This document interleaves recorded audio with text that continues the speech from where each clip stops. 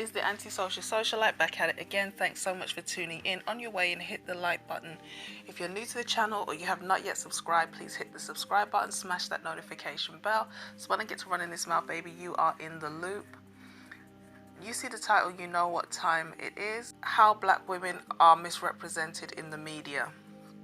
Now, a lot of people have seen the image that is in the thumbnail, and there's been a little bit of an uproar in the colorism crying camp over the way black women are depicted in the mainstream media. You know, I've seen things like Calvin Klein adverts recently where you have trans women being presented as a model for Calvin Klein underwear. And obviously this is interesting because I'm not going to say I support the idea of putting a trans woman as the face of the black woman, but at least if you were going to put a trans woman, couldn't you find a slender one?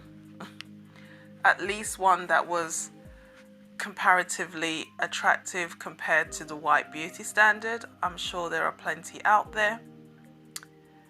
And I'm going to go a little bit around because I know I promised a George Floyd video, and this is not really a George Floyd video. This is a Black Lives Matter and how it factors into a lot of things. And I'm going to skip, you know, the whole situation with the virus for the time being. I'll touch on it, but I'm not going to go into detail. Okay. Now, a lot of people are losing their mind over this album, this cover of the magazine Rolling Stones. But during the time of the lockdown, I had the misfortune of being visually and audially assaulted by something else that I was way more offended by. And it involves Disney and the movie Onward. Now, there's a number of things that's happened. I'm going to touch on the George Floyd video and what it means to me, what I believe is going on, because there's a whole host of things that I cannot just discuss in a linear manner. So you might want to grab a drink and a snack and I'll try to keep it as brief and as concise as possible. I cannot stand Disney. I hate Disney. And some people may say that's a strong word. But Disney fills people's heads with a lot of unrealistic expectations. Now, beyond the whole fantasy world that Disney creates, and maybe hate is a strong word, through his entertainment, he wanted to normalize the concept of the queer character. And to be clear, the word queer does not mean gay. The word queer means just anything that's unconventional or not the stereotypical norm. Okay? So throughout Disney's history, there have been a variety of unusual characters and even some allusions to them being gay. For example, Scar in Lion King is believed to be the gay uncle who hates his brother and his nephew. And even the main character from Frozen has like a feminist leaning, this whole I don't need a prince to be a princess, almost leaning towards lesbian bent. And throughout Disney's history, there have been a number of queer characters. And it's believed that Disney World was really a CIA mind control facility. And that when people go there, they go there to be programmed. And so when we look at people who've come through the Disney Club, we know Christina Aguilera was a mess. Britney Spears had a massive breakdown. Justin Timberlake is not really all there all the time. A lot of the people that have come through the Children's Entertainment Network, whether it's Disney, the Disney Club, or whether it's some of the other prominent children rising star type arenas, there's always this thing where around a certain age they start to fall apart. And what a lot of people believe is they go through various forms of trauma and abuse in order to break them down and then build them back up. One of the things that is believed to happen is sexual abuse and various forms of torture, various forms of drugs. And what it basically does is, when you go through a traumatic experience, your conscious mind cannot take it. And something occurs, which is, phrased as takes flight, occurs. You have the conscious mind where you are thinking in real time, you are reasoning, you are in contact with what's going on in your surroundings. And then under the surface of the conscious mind, you have the programs running in the background. These are the subconscious thoughts. They're not at the forefront of your mind, but they are your deeply repressed memories. They're your thoughts, your feelings, your motives, and they are impacting the way you feel in the present, but they're not readily available thoughts. So it's kind of like an iceberg. The conscious mind is really the tip, about the 10% that you are accessing all the time while you're talking, while you're doing what you need to do, walking, fulfilling tasks, whatever. But your deepest motives, thoughts and fears, they are part of the subconscious mind. Now, when you go through a traumatic experience, the conscious mind cannot handle what's happening. And to protect the brain from being damaged further through processing what's going on around it, the conscious mind goes into sleep mode. It almost like the top of that iceberg is cut off, leaving the subconscious mind completely exposed. This is one of the ways that people develop split personality disorders. We don't really call it that anymore. It's, dissociative identity disorder, which basically means that once the conscious mind is moved out of the way, the subconscious mind can be split, it can be triggered.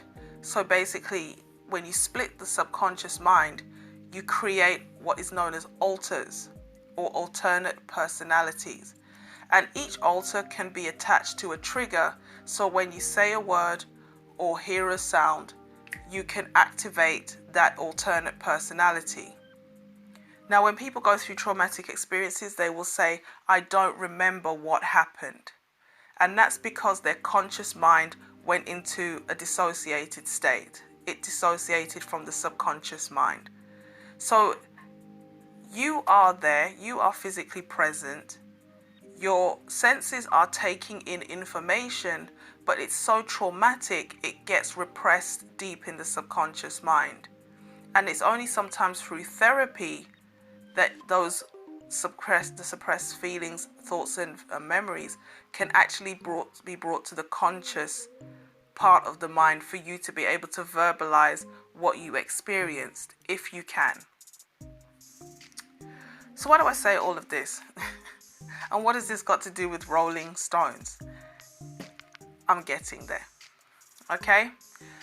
So this is why Disney, everything about Disney is magic. Most of the things that you think about with Disney involve some kind of occult practice.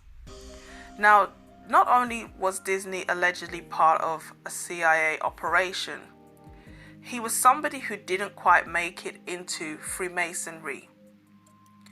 He was part of an organization known as the Malays. And the Malays are kind of a lesser organization, maybe a fraternity that you would go into Freemasonry from, but he never quite made it. Okay? Although the street name is what people say Club 33 is named after, it's very interesting that there are 33 degrees in Freemasonry, and that's the name of his secret club, the restaurant where you go at Disney World. Okay? When you enter, on the floor is a checkerboard.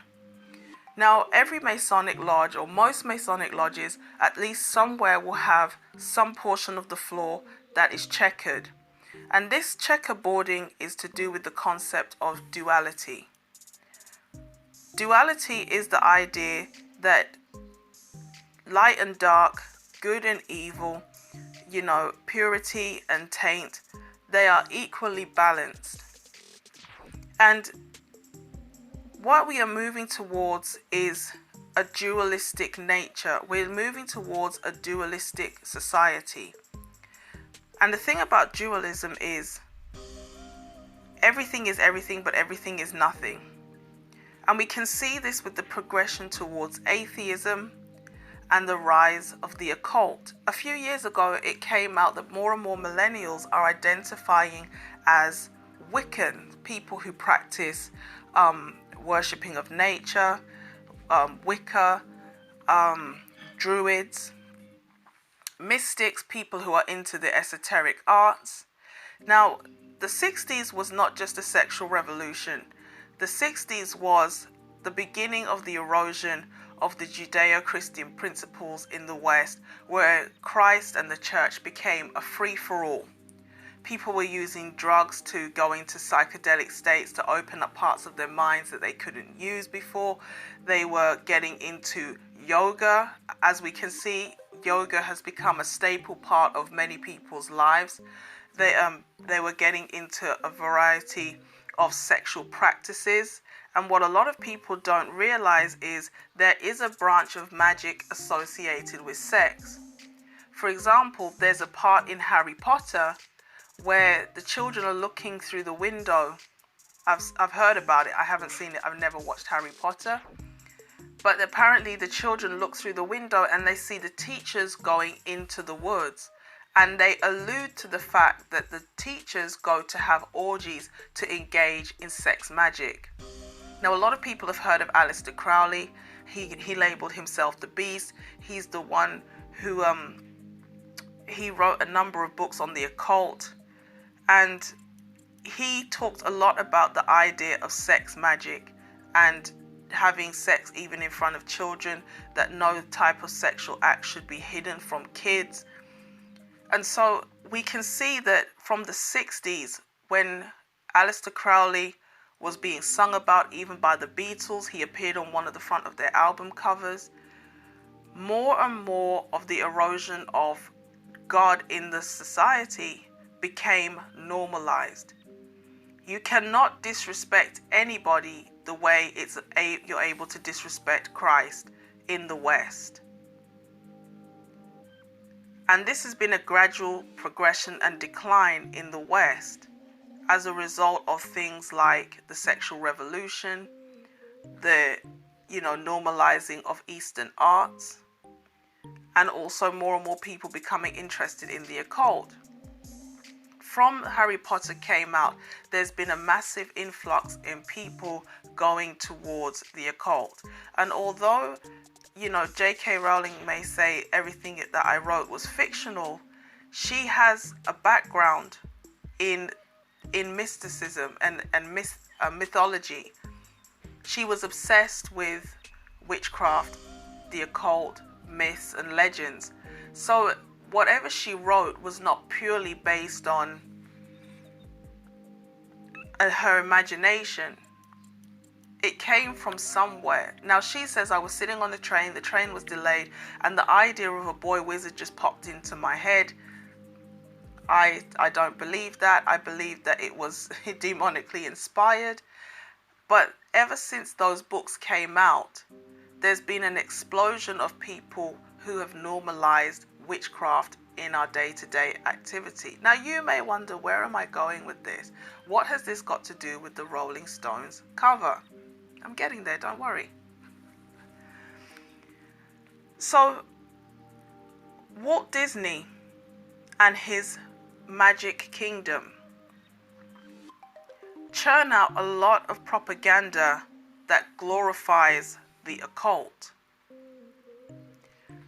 And in a lot of instances, there's a battle between good and evil, or there's a little bit of magic, but there isn't enough for you to say, this is a big deal. It's all a big deal, because this is the slow boil. We are the frogs, and they are slow boiling us. But this movie, Onward, took the occult to a whole new level. because from start to finish, it was nothing but occult symbolism and witchcraft themes. So the movie is, there's a man who has a wife, a son, and she's pregnant. And while she's pregnant, the father dies. So the youngest child has never met his father. So when the child reaches a certain age, the father leaves him a gift. And these are not people, these are trolls. And there used to be a world where magic was commonplace and normal. But as the world progressed into the 21st century, modern conveniences made the use of magic redundant. Now the father maybe knew he was going to die, so he left his youngest son a gift. And the gift was the ability to conjure him up from the dead for 24 hours. Now obviously everybody's a bit rusty, nobody really uses magic anymore. So this younger son couldn't conjure this father the right way. Now the older brother, he's into the occult. And the way they allude to it is through the game Dungeons and Dragons. Now, he's not playing Dungeons and Dragons, but he's playing something that resembles that game. And for anybody who knows, Dungeons and Dragons is a highly occultic game. It's highly addictive. And it's been linked to people being so obsessed and entrenched in the game that when their character dies, they have committed the S word. Okay? People have become so heavily invested in the game that they are no longer in touch with reality. So the older brother understands how to use magic. He understands how to apply it. He understands which characters to use, to conjure, to call upon, because we all know in Dungeons and Dragons, you know, it's kind of like Pokemon cards. They've got different strengths and attributes, and you call them and use them to win, to keep your character alive. That's the goal of the game. So the younger brother, who is weak, who is gentle, who is shy, and this is another common theme in Disney, where you don't have strong masculine figures or fathers in the home. You have a lot of orphans, you have a lot of women, you have a lot of children, but you often don't have strong fathers. Okay, that's just another issue I have with Disney. So the younger son relied on the older brother to help him do the spell. But something goes wrong in the middle of the spell, and only the lower half of the father appears. So because the spell has gone wrong, but the clock has started ticking, they embark on a quest to get something called the Phoenix Stone. In addition to the piece of paper that explains what the father wants them to do in terms of conjuring him, he's given them a wand, and the stone fits in the wand. And when the spell went wrong, the stone burst. So to complete the spell, they need another stone. Everybody knows that the phoenix is a mythical flying creature that emerges from ashes. It's the symbol of order from chaos. You have the destruction of the current order, and out of the ashes of the old order, a new one is formed. So I find it very interesting that out of all of the things this stone could have been called, it's called the Phoenix Stone. Now the older brother, he knows exactly what to do. So they embark on this quest to go to where they need to go to get this stone. And on their travels, they end up at a tavern. So the two brothers have to go to Corey because Corey has a map or a sword, I believe. She had both. that's going to enable the boys to go to where this temple or something is for them to recover the stone. It's very interesting the way they broke down the character of Corey. She was a fearsome warrior, brave. She was somebody who was embarking on adventures. And like everybody else, as people got used to modern conveniences, they stopped practicing magic. As a result of not practicing magic anymore, the tavern where she used to train people to become fearsome warriors and go on, adventures and on travels and quests, that tavern just became a family-friendly restaurant. And I'm going to post some screenshots of what Pixar actually says about the character of Corey. That she is an overworked, stressed, and curt business owner. She's struggling to keep her business afloat. And as a result, to address her financial issues, the sword that she used to use to cut down, all kinds of dragons and slay beasts and go on the quest with, she had to pawn it. So when these two brothers come into the restaurant, they reignite her passion for going on quests, because she was so caught up in the day-to-day life, she did not realize who she had become. So when she kind of snaps out of the fact that she is a shell of her former self, she doesn't have the life she once had, she's not exciting, she's just stressed all the time, and basically they said she's rude. Curt is abrupt, it's rude. She loses her temper, drives out all her customers, breathing fire on them, which is not a typical trait of a manticore. And she then takes the mascot and decapitates it, holding the mascot head up in the left hand. Okay? Now, going back to the idea of Freemasonry and the occult, decapitated head, holding it up, in theory letting the blood drain out, is symbolic of the ending of an old order. I don't know if you recall, but there was an incident where a journalist was captured by terrorists, and they actually, aired the footage of him being decapitated and terrorists holding up the head with the blood draining out. Now, a lot of people just think this is a barbaric act, this is just disgusting, they did it for shock factor and ratings. But if what we believe about the occult and the Masonic world is true, then this was actually a signal to the individuals watching that we are about to change the order. And I don't want to jump around, but this situation with the virus is kind of the new two-tower incident, because we know that after 2001 a lot of things changed. Things changed in the way we saw people, things changed in the way we could travel, things changed in the way we were surveyed. There were a lot of excuses justifying a number of things, including wars. And most American presidents allegedly have been part of an organization known as Skull and Bones, which is at Yale. And Yale, allegedly on the walls of its frat house, have the number 322 and the words war.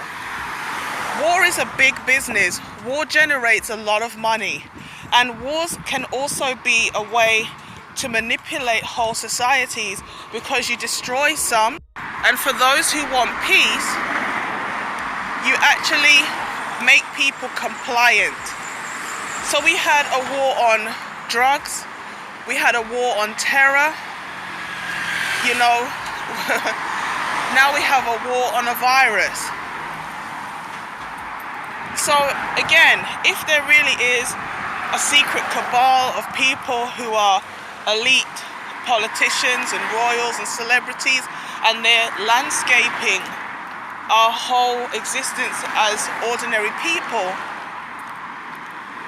when I saw that scene with Corey holding up the head, it just, I'm not going to say it didn't sit right with me, but I just thought for a children's movie, that's kind of a strange thing to put.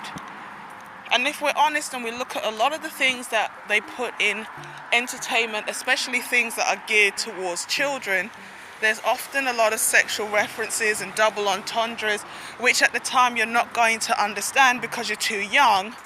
But as you get older, you realize you've been influenced by these things. So Corey loses her temper. She drives all of the customers out of the store. And then she begins to breathe fire on them, which causes her to accidentally set her own business on fire. There's a scripture that says, an unwise woman destroys her home with her own hands. So do you see how the way that she's depicted is going to impact us?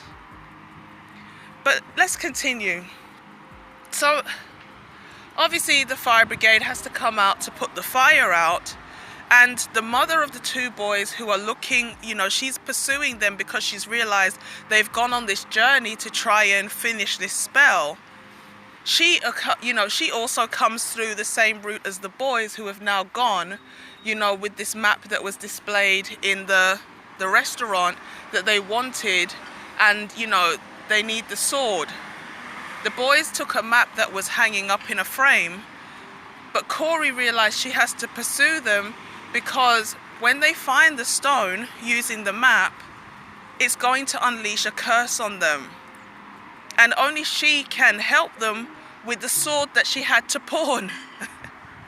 So when the mother appears and says, I'm looking for two boys, basically, she said they were here earlier, they took a map from my shop, and there's a curse, and we need to get to them quickly before, the curse is released, but we can't get to the boys until I go to the pawn shop and get the sword that I pawned because I'm in financial problems. Does this sound familiar to us when it comes on to a lot of black women? And then I'm not even going to talk about the fact that she's a supporting role. She then becomes the assistant of a white woman. The vehicle that they're pursuing the boys in crashes, and she has to now rediscover her wings and carry a white woman on her back. I'm not even going to go there. I don't think anybody needs me to elaborate on what I'm saying. Okay? So she finally gets the sword. She manages to find the pawn shop where she had the sword pawned. And the woman realizes when she overhears a conversation that this sword is very valuable, and she tries to hike the price up. So they begin to argue. And then Corey uses her stinger to silence the woman, and she takes the sword. And the mother, who is stereotypically a white woman, although she's a troll in the film, she now feels guilty and she pays some money. Again, do you see the depiction? The black woman is belligerent, she's rude, she's aggressive, she's stressed, she's financially unstable, she's alone, she's unfulfilled. But the white woman, she's a poor widow. She's got her two boys, and she's so virtuous. Do you see where I'm going with this? Okay? When I watched this movie, I was like cringing from start to finish. But when it got to this bit, my eyes and my ears were wide open. Okay? And then, the movie progresses, and the boys finally get the stone.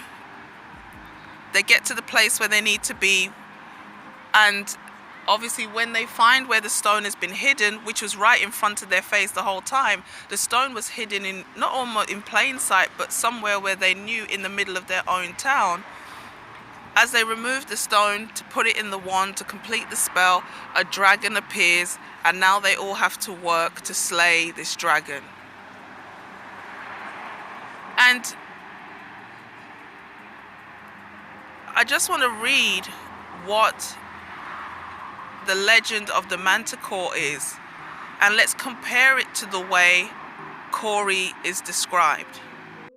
So according to legend, the manticore was an apex predator that couldn't be matched by man.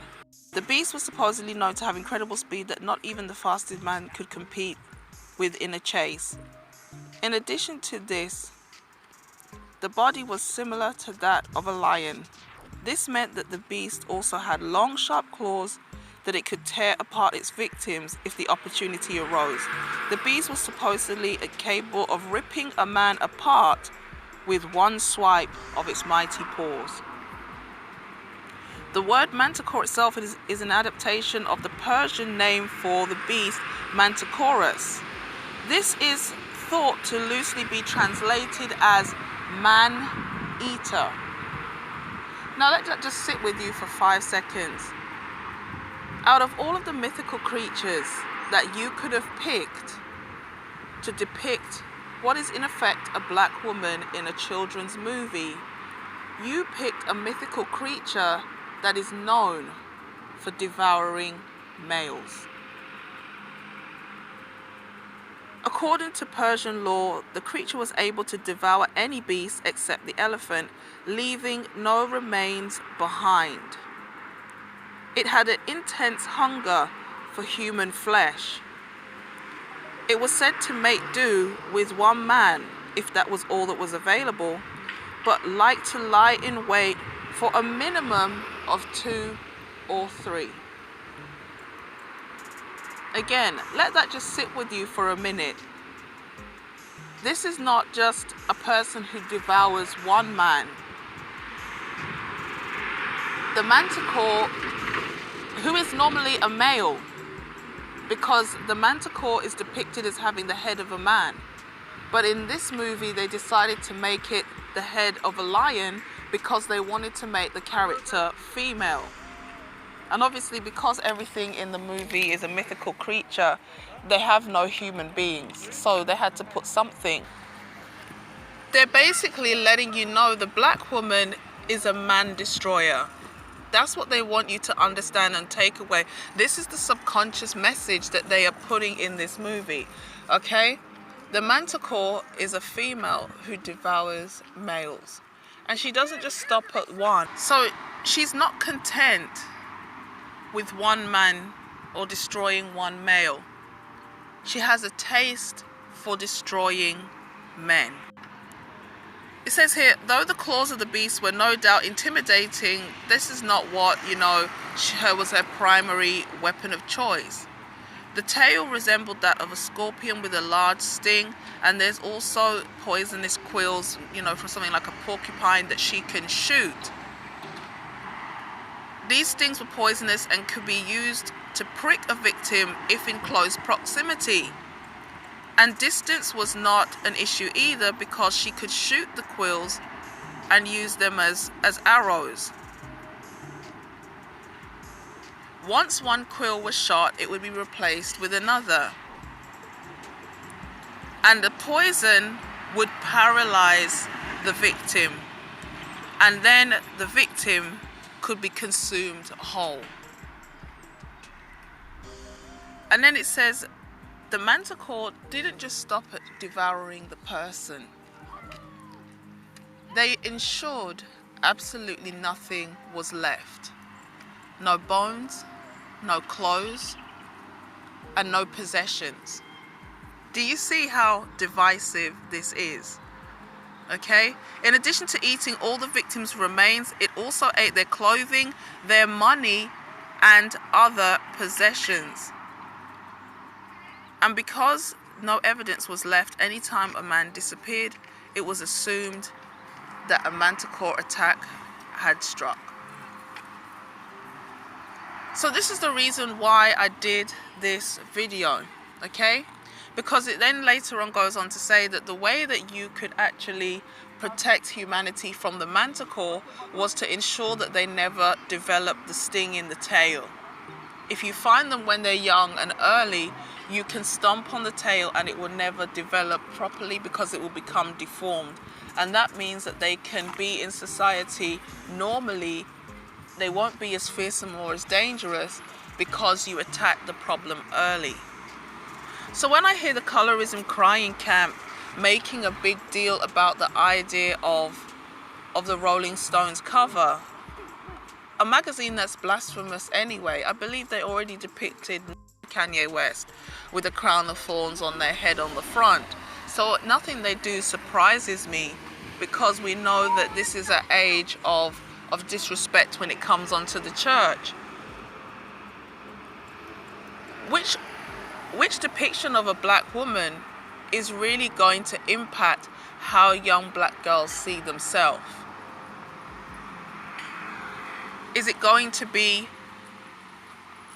an obscure piece of artwork that, I don't know if it's by a famous artist, but is really only doing the rounds because it's been promoted and discussed on social media? Is it going to be an image on the front of a magazine that I'm sure a lot of black people don't even read? Or is it going to be family-friendly Disney? And we know when children watch these cartoons and they like them, they don't watch them just once and forget. They watch them on repeat. They watch them over and over. They want to buy the dolls. They want to buy the coloring books. I mean, I actually just bought a book that goes with the movie. So for children who can't sit down and watch the movie for whatever reason, maybe they've got to go to bed, they're going to reinforce the message of the manticore in their own life by reading the tale in a book. You see, while we're now currently a captive audience, they can fill our heads with any kind of propaganda. So on the one hand, you have black people who are the face of Corona, because it seems that when black people get this virus, they don't seem to survive. You have a nurse who comes out online talking about they're killing people in the hospital just because they're black, which I thought was a very strange video, because although she said she did try to go and tell people, that this is abuse and that, black people are being mistreated and basically left to die, somehow she's still able to practice without being, reprimanded in any way. I'm still curious to find out what happened to that nurse. They still don't know why, allegedly, people of color are more susceptible to becoming sick. I personally feel that it's just a case of black people do more frontline work where you're more likely to come in contact with someone who's sick. A lot of health workers, a lot of care assistants, nurses, people who are in, hospitality and things like that, they're black.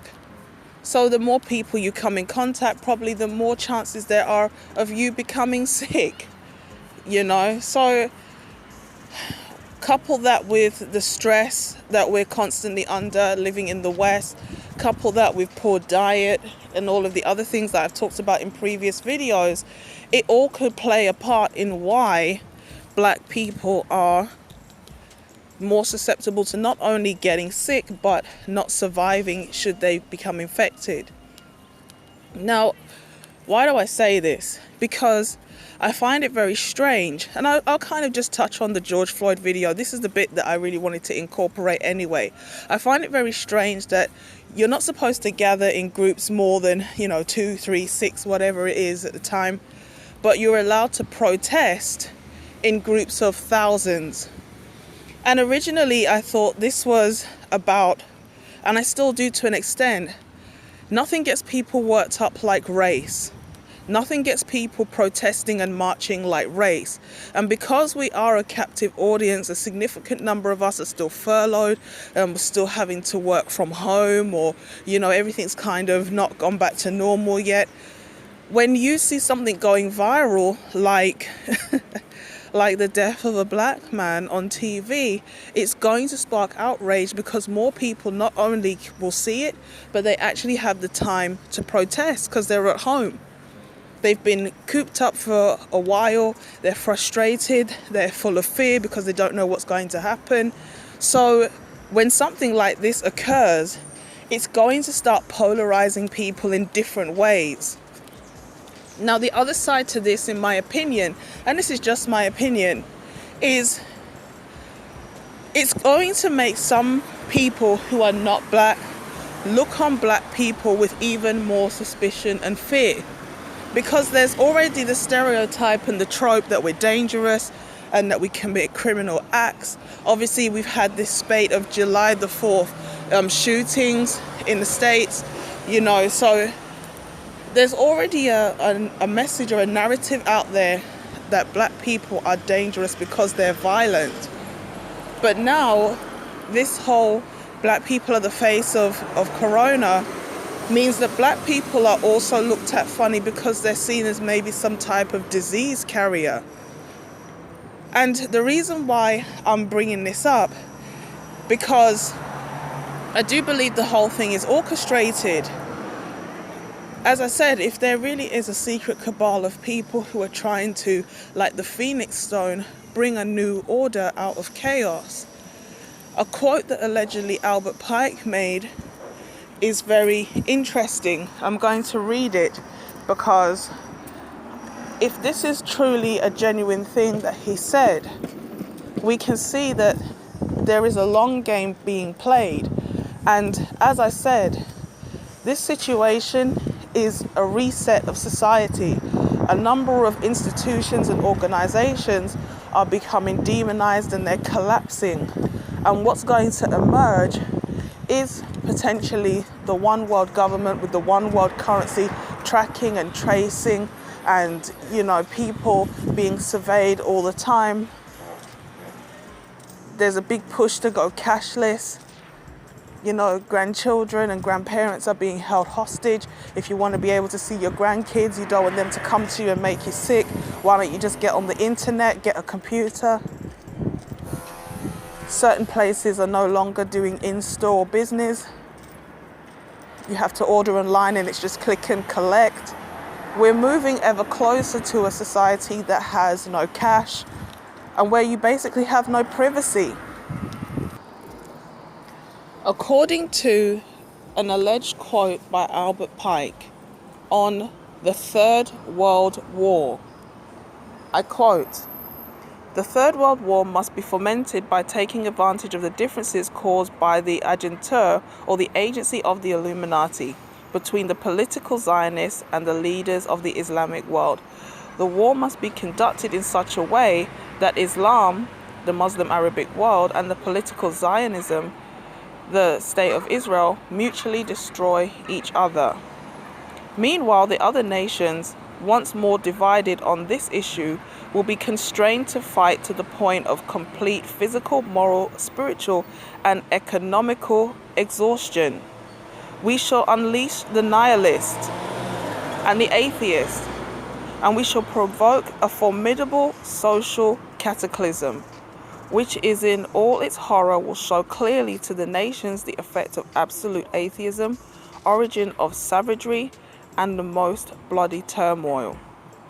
Then everywhere, the citizens, obliged to defend themselves against the world minority revolutionaries, will exterminate those destroyers of civilization, and the multitude, disillusioned with Christianity, whose deistic spirits will from that moment be without compass or direction, anxious for an ideal, but without knowing where to render its adoration, will receive the true light through the universal manifestation of the pure doctrine of Lucifer, brought finally out in the public view."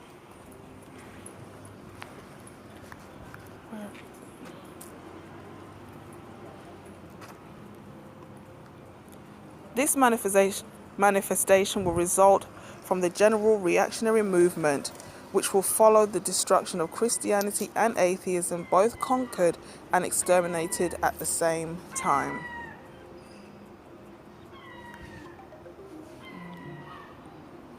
So this is what really ties the whole of this video together. This is the point where I'm really trying to get to here. There has been a systematic indoctrination into the occult for centuries, whereas organizations like the Freemasons, the Illuminati, they operated in secret. They have gradually begun to be exposed. I did a few videos about the CV-19 and how I believe that this is the reset that's going to initiate the end times, the birthpains. And if this quote is true, if this plan that was allegedly penned at the end of the 1800s is true, we can see how it has played out perfectly. Now, although it doesn't specifically mention race, it does talk about minorities. And because this is a concept of divide and conquer, every time you create a fraction, that fraction is fighting against other fractions. And as you can see, the overall goal is to bring people to the point of exhaustion. Nothing has made people more exhausted than this stressful time of international lockdown. Because it's easy for us to kind of stay in one place and say, isn't it really bad? There's an epidemic in such and such place. But the fact that you couldn't travel, you couldn't go out, you cannot, fly, it means that all of the world's systems are completely crippled. People are in fear because they have no clue where the future is really heading. At least you could say this country could bail us out. But if every country is depleted, then who will you really turn to?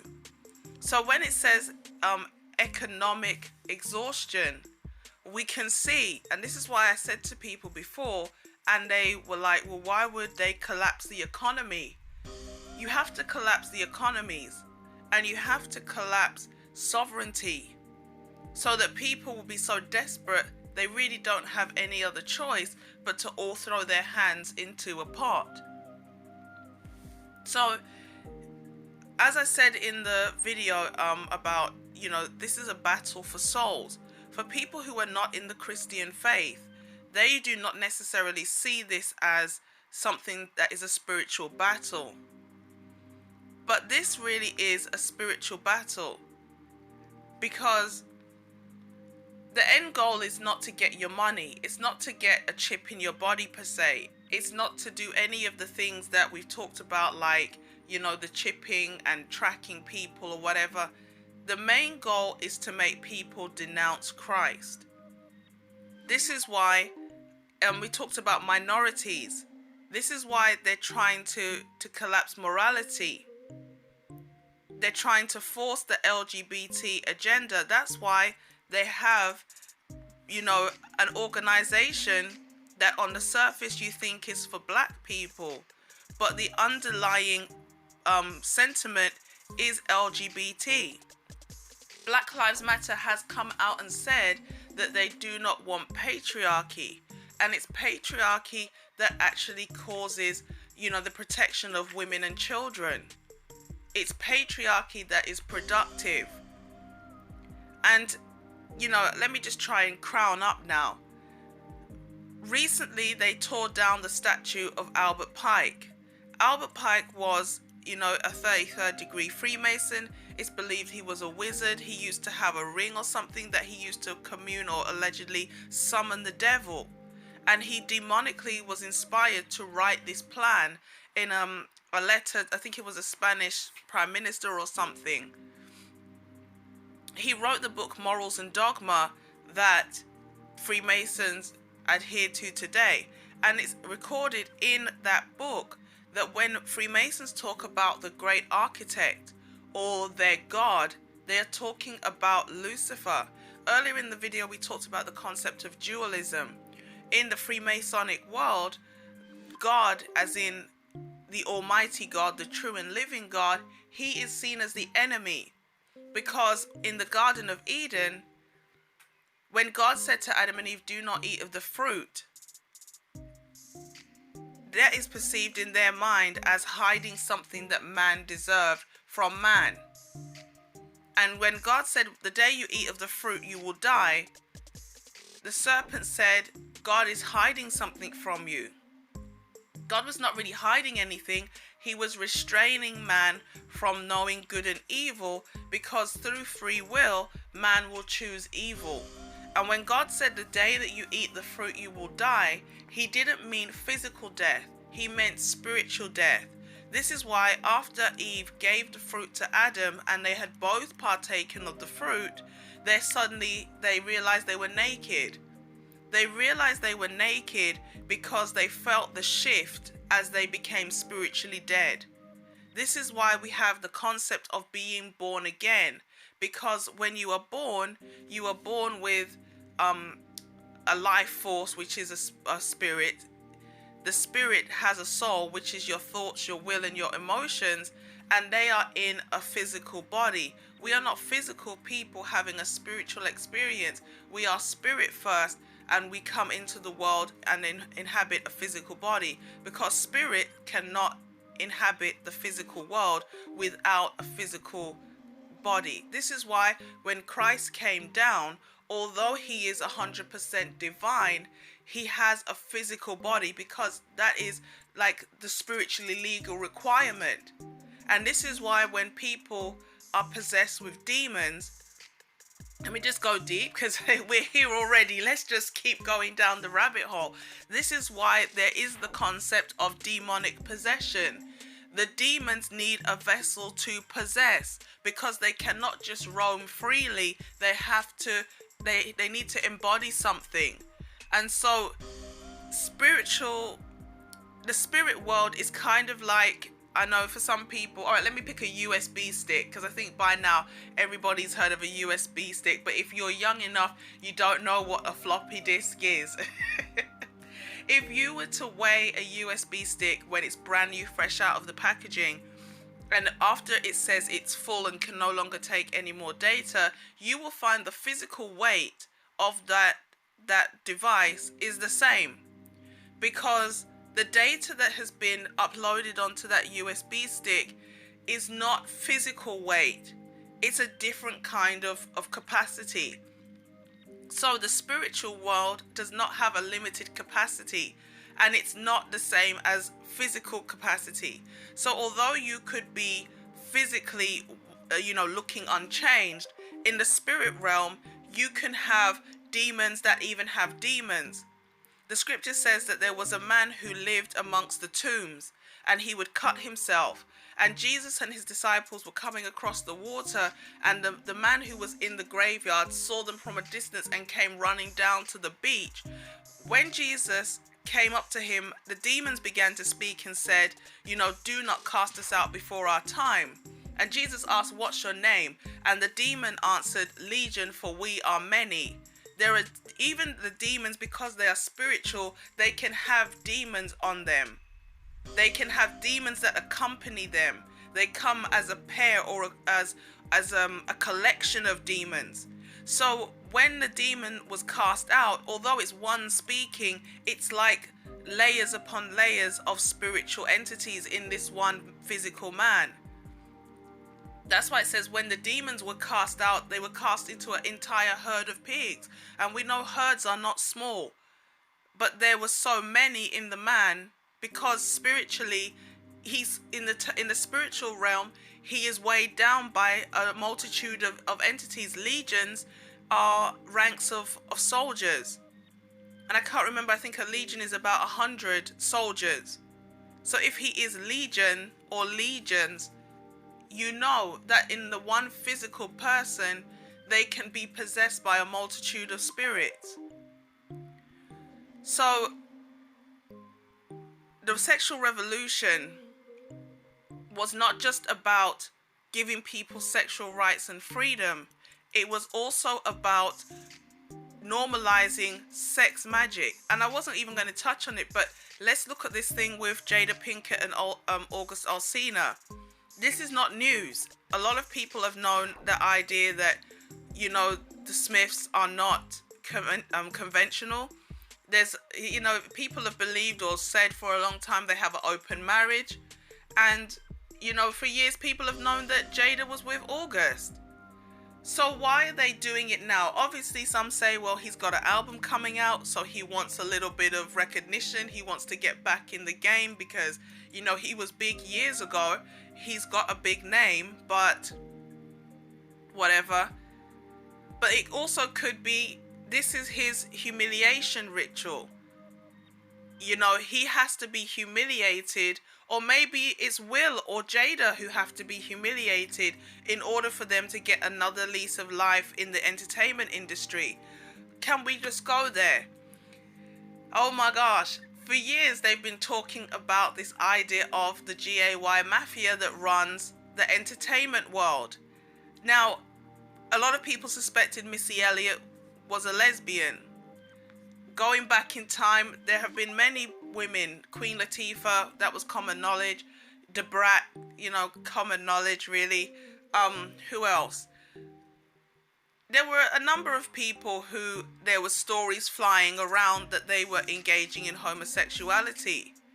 But now in the 21st century, they have completely normalized black gay rappers.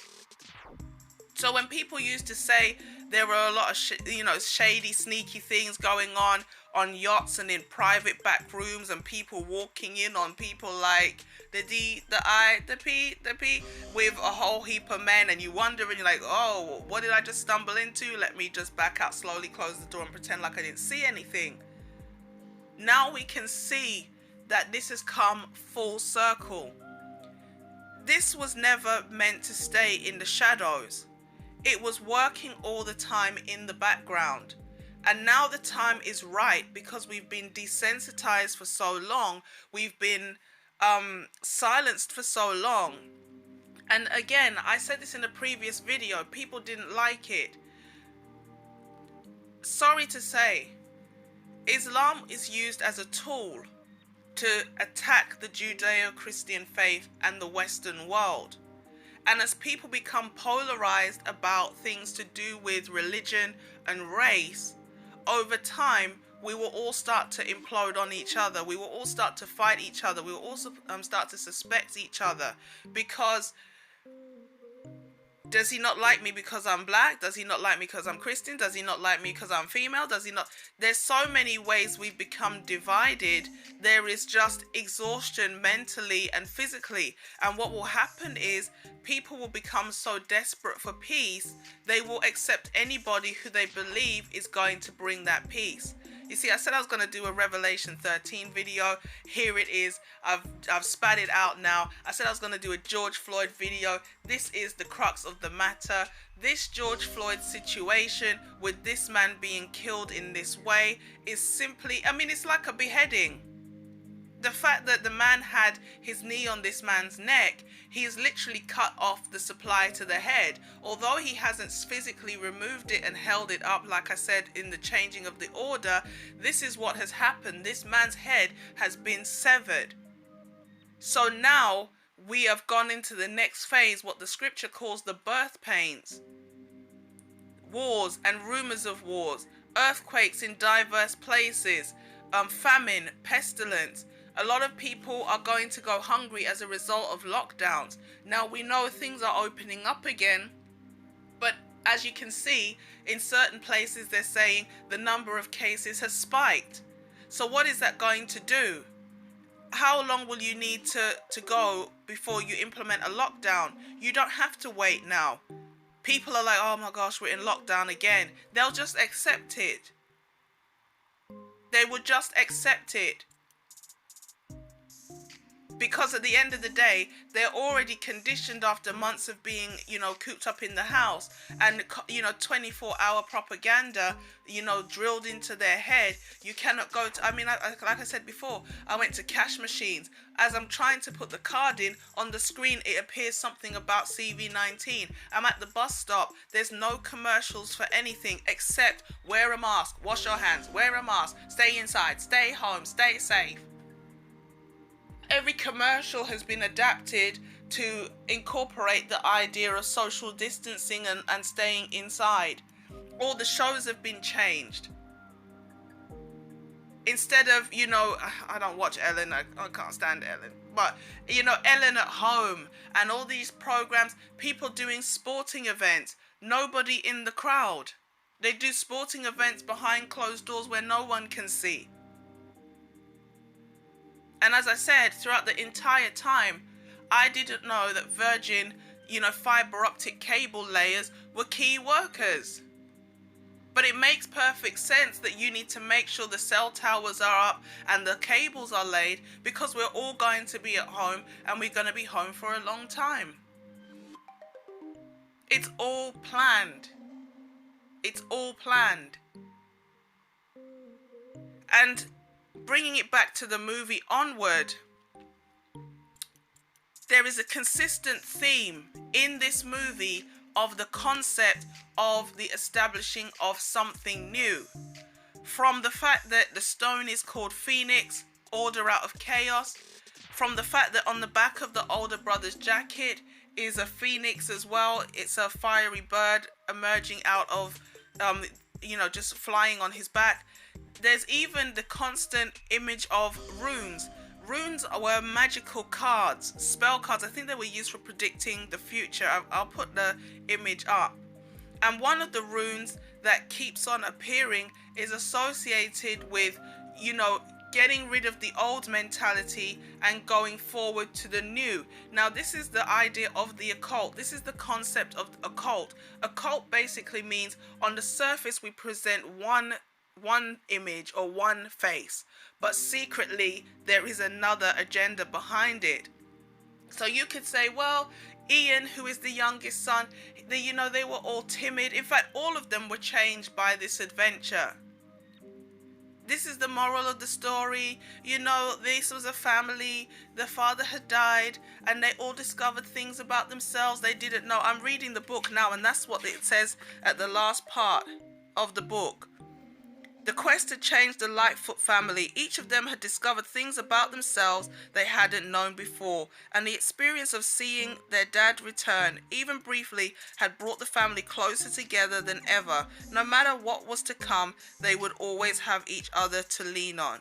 That's the last page of the book associated with the movie. So they will say the reason why we use that rune is because these people have been changed for life and they've discovered new skills. No, the change that is coming, the change of the guard, is we are going to break down every current system that exists, whether it's sovereign states, whether it's money, whether it's religion. We are going to demolish it all. We are eroding everything. And just like the Phoenix, we are going to establish a new order. The World Health Organization is coming under attack. But once they, bring that one down, what will they implement? They're talking about how they cannot send children back to school. Okay, so what's going to happen to the children's education? Let's quickly give them the internet. Let's give them a laptop. You will learn at home. And what can we do now that every child is online? We can create a universal curriculum. So every child will be indoctrinated the same way. We're going to tear down all the statues which are a testament to history, as shameful or as hard as it is to look at some of the statues, because they're a constant reminder of what went on in the past. But once you tear down the evidence of history, you can repeat it. The reason why a lot of people are able to be manipulated is because history has been changed and so much of what has happened in the past has been hidden. And this is the next phase of ensuring that what has gone on in the past gets wiped out, so people are not cognizant of what could happen again. The whole point of history is to learn from history so that you do not repeat the same mistakes. And in one of the quotes that I read, it talked about the idea of socialism. They wanted to make Russia communist during the First World War, and then they wanted to create Israel during the Second World War so that you could have the political Zionists, and it was going to combat, I don't know if it's a thing where they wanted to create an issue where the Jews, being small, would now become kind of like a thorn in the flesh of the entire planet. They built up capitalism and they let communism rise up in other places. And now we can see that as the West is becoming destroyed, the whole world is crying out for basically, one side of the same coin, because communism and socialism are in effect the same thing. You're trying to spread the wealth amongst the people, and you're never going to have equality. You're always going to have a dictatorship with a handful of people in it and the rest of the people just suffering. Nothing is free. Somebody has to pay for what somebody else is not contributing into. Yes, no system is perfect, because in capitalism, people, some people will be left behind. But at the same time, those who have the capacity to generate income, why should they not have the ability to generate wealth for themselves and do well and live well? So socialism, which feminism is cultural Marxism, Black Lives Matter and organizations, they are socialistic in their nature. I've got some videos, maybe I don't know if I'll be able to get the clip, but there was a black lady saying that Black Lives Matter is not really for black people. It's a ploy to implement socialism. And with socialism comes complete control. With communism comes complete control. We are going towards this technocracy, whether we like it or not. And even the fact that conspiracy theories are becoming mainstream, with for example, the QAnon. I mean, look, let's just go fully down that rabbit hole. Okay. A lot of people are talking about Q. Q is an online organization. It's a group where apparently there's a lot of end time prophecies coming through, and people are talking about rising up and revolutions and exposing all of these cults and people in secret societies and draining swamps and busting pedophile rings. But then when you go into Q, you find that the central focus of Q is man becoming his own God, in effect. A lot of people have heard about the movie Plandemic, where basically it was put on by New Agers, and you go through and it's like check. So many things that people in the conspiracy theory world have been saying for years, they have finally, exposed it. And then it talks about the light, the true light, which is being illuminated, becoming Christ conscious. So there's always that twist at the end. That's why I hadn't heard about this movie when I made the video, but and I'm not going to say God said, but it was pressed on my heart basically to say people need to understand that this is not about anything other than battles for souls for Christ. Okay? And again, let's go back to the book. This is a book geared towards children. So before they've even had a chance to really become seasoned in a faith, I'm not saying I agree with all faith. I'm obviously saying the Christian faith, but whatever faith, from they start reading this kind of stuff, they're automatically going to want to start gravitating towards witchcraft, which is going to open them up to all forms of Luciferianism, Satanism, and New Age concepts. So when I saw the statue of Albert Pike fall, I said to myself, I'm watching the statue of Jesus in Rio de Janeiro, because if you're saying that the image of white Jesus is an affront to black people, how long will it be before that statue is going to be demanded to come down? And why is this important? Because as much as other religions do not support homosexuality, when it comes to bigotry, the number one target is on the back of the Christian. When it comes to people saying you are judgmental, you are critical, you are homophobic, it's often the Christian that's thought of as the oppressor and the I don't know what the word is, but the adversary to the LGBT movement. Again, this is always about a systematic attack on the Christian faith, Christ, and the church. So when Black Lives Matter came out recently and said images of white Jesus are an affront to slavery, no, the Christian faith is an affront to your homosexual tendencies. And you do not want to see images of Jesus because you do not want Christians to be how can I say this, opposing of the LGBT lifestyle.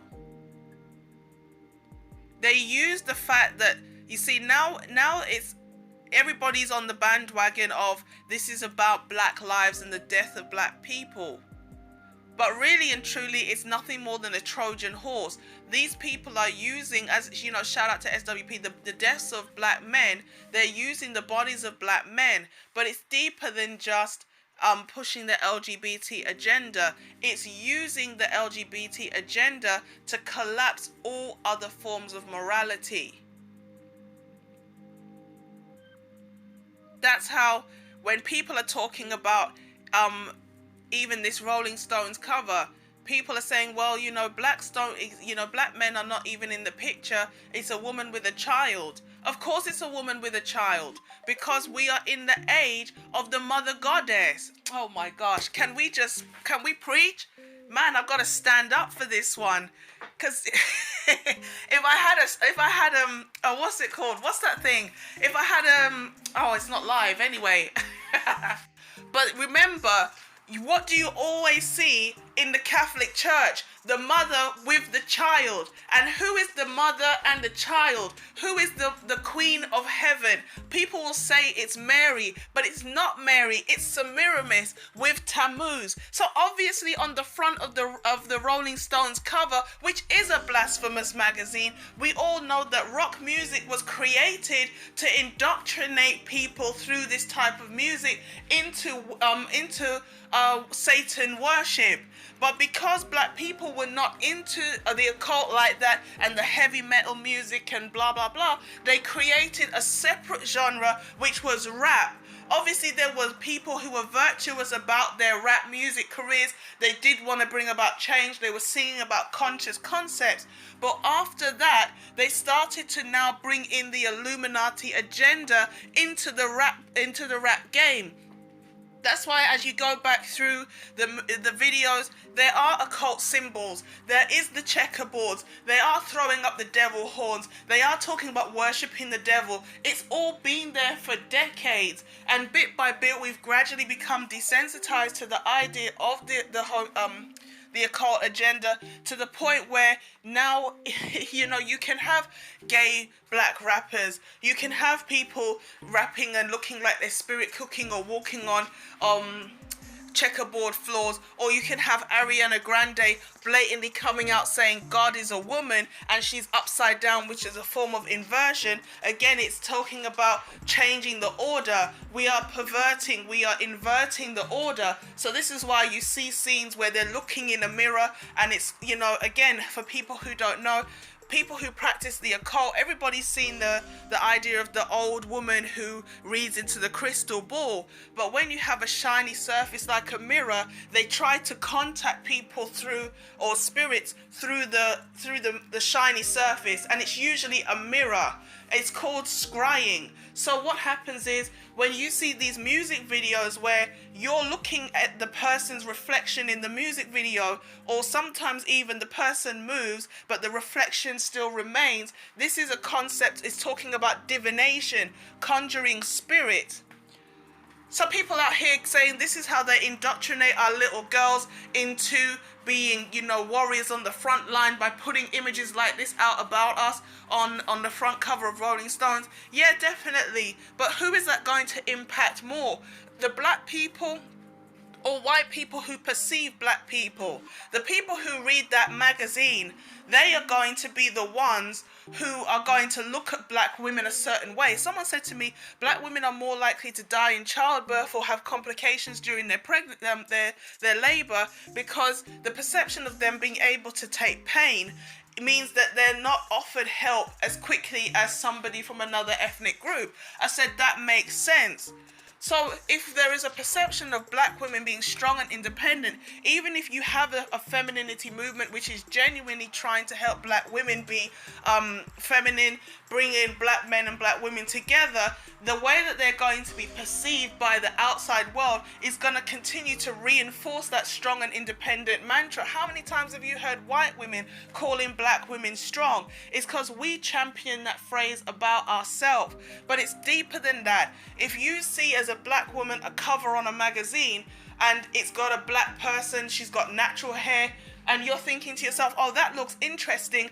This is a way to get a black dollar from somebody who wouldn't buy that magazine. They know that black women are the biggest spenders. So obviously, if you want to appeal to the black dollar, you're going to put a black woman on the front of the magazine. But beyond that, if there is a subliminal message, if there is some kind of occult theme, the theme is the mother and the child, Tammuz and Semiramis. I can't even remember. I'll have to find an image where the same concept, the same myth of the divine mother with the child is throughout the whole of the Middle East.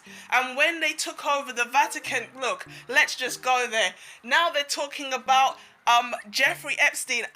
Boy, if anybody doesn't catch this, it's over, because I don't know how long this is going to stay up, okay? With Jeffrey Epstein now being exposed as a human child sex trafficker, okay?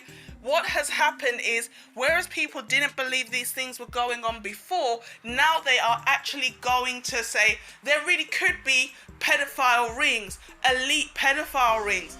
And where have we seen a huge problem with pedophilia that has gone unchecked for years? It's in the Catholic faith. The whole concept of the pedophile priests and these priests that have been known to be abusing children, have been internally policed, moved from one parish to the next for decades, where they're abusing up to thousands of children. A significant portion of people who identify as Christian or who are identified as Christian, they are in the Catholic faith. So if the Catholic Church is investigated and brought down, even the Pope, who is seen as an international figure of hope, of righteousness, of virtue, when he gets taken down, that is the end of the Christian faith and faith in the Christian faith as we know it.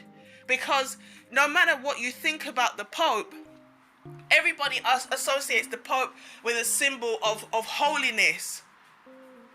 So if the Pope has been allowing pedophilia, if the Pope has been turning a blind eye to century or decades at least of abuse against children, people will become hopeless. Remember, we're talking about the Albert Pike quote, and it's about the demolishing of the Christian faith and also the disillusionment of the Christian faith. People will become disillusioned because of all of the prosperity preachers, because of the scandals. And now if the Pope, is brought low by this whole pedophilia thing, where will people turn? They've already been turned off from all of the other religions. Most people don't think, oh, one day I would like to be, Jewish. Because of the propaganda about Islam, most people will not say, I want to be a Muslim. A lot of people will then become despondent, which is a nihilist, which is, I feel like there is no hope, there is no future. And then now you can say, look, you are your own God, you are your own person, you can do what you want, you can be what you want.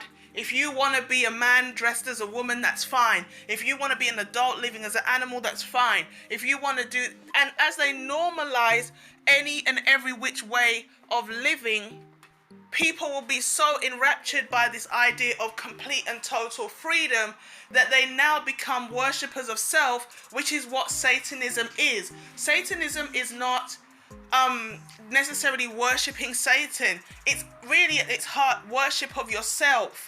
And we live in a society now that is full of love for self. As 1 Timothy 4 and 2 Timothy 3 states, in the last days people will be proud, they will be boasters, they'll be lovers of pleasure, lovers of self, they'll be lovers of money, they'll love themselves more than God, they'll be haters, truce breakers, they will be people who have a form of godliness but deny the power thereof. Like I said, recently I watched something on the news and it was to do with the idea of climate change.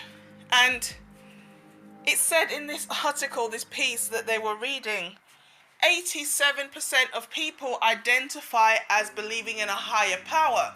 Now that could be anything from the occult right up to belief in the true and living God and serving him.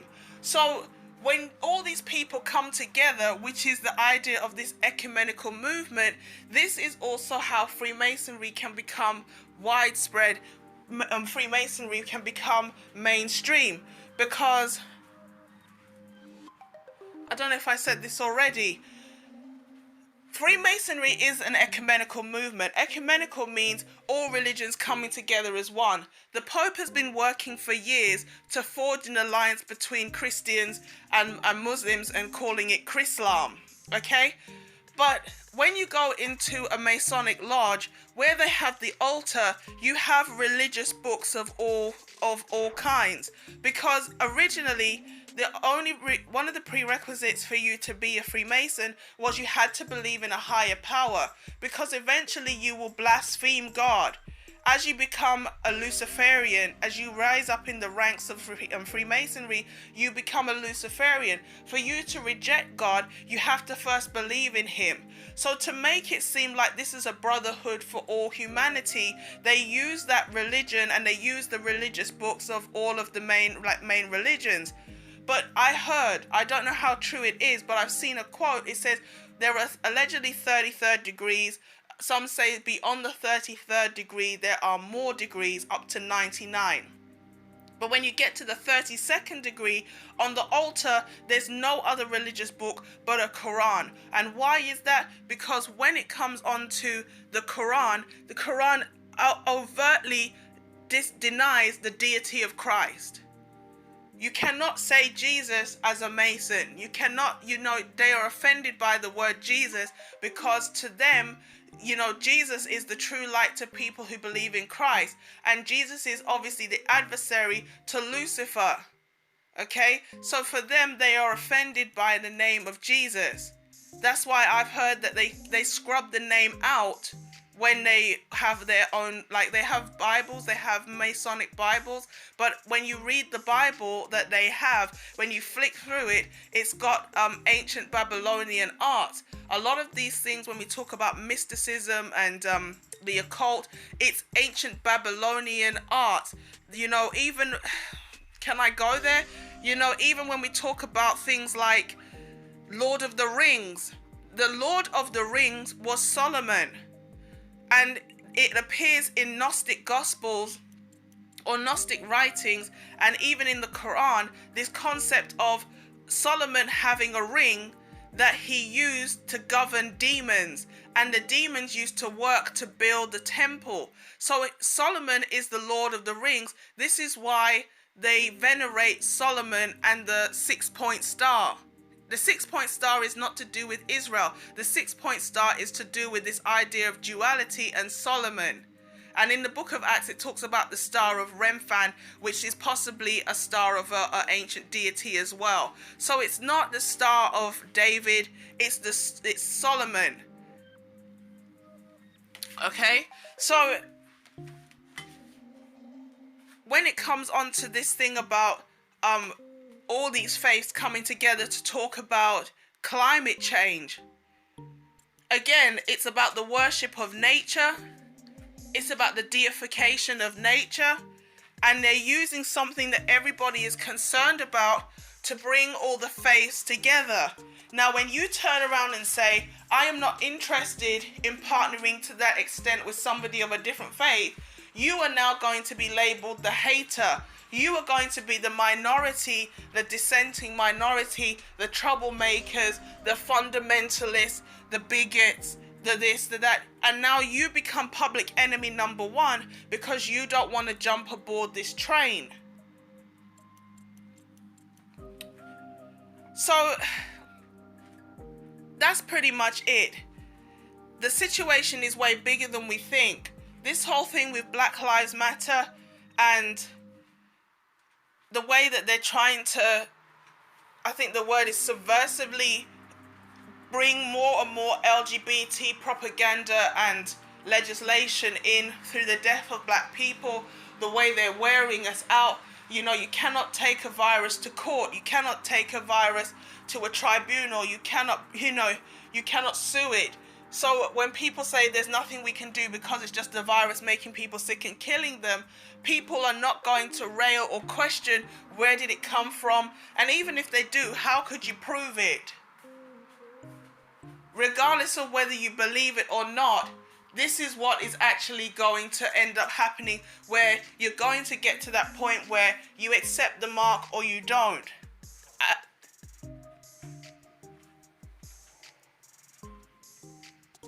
You know, once upon a time, wearing a face mask was optional. Bit by bit, they're making them mandatory. Once upon a time, testing was optional. Maybe they will make that mandatory. And bit by bit, your rights and freedoms will be eroded to the point where you have no say. If you want to do business, you have to be able to pay with a card. You have to be on some type of electronic system. So, there it is. When I watched that movie and I saw the symbolism, I saw the different things that were going on in the movie.